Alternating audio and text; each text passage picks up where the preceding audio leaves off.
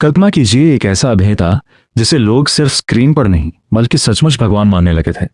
जब वो सड़क पर निकलते थे तो लोग उनके पैर छूने लगते थे, आंखों में आंसू, हाथ जुड़े हुए। ये कोई साधारण स्टारडम नहीं था, ये आस्था थी। ये कहानी है अरुण गोविल की, जिन्होंने सिर्फ राम का किरदार नहीं निभाया बल्कि करोड़ों दिलों में राम बनकर बस गए।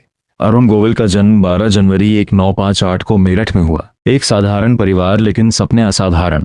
उनका झुकाव बचपन से ही अभिनय की ओर था। युवा अवस्था में वे मुंबई पहुंचे, सपनों की नगरी। लेकिन यहाँ रास्ता आसान नहीं था।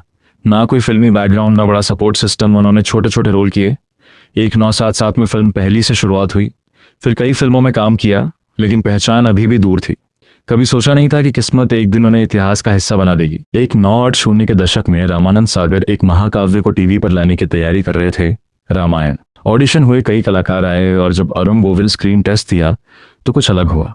उनकी शांत आंखें, संयत मुस्कान और संवाद बोलने का तरीका, मानो किरदार खुद उन्हें चुन रहा हो। 1987 में जब रामायण प्रसारित हुई तो रविवार की सुबह पूरा देश रुक जाता था। सड़कों पर सन्नाटा, टीवी के सामने अगरबत्ती, लोग जूते उतार कर बैठते थे, और उस स्क्रीन पर थे अरुण गोविल राम के रूप में। ये सिर्फ एक शो नहीं था, ये एक युग था। अरुण गोविल जहां भी जाते लोग उन्हें सचमुच भगवान राम समझकर आशीर्वाद देने लगते।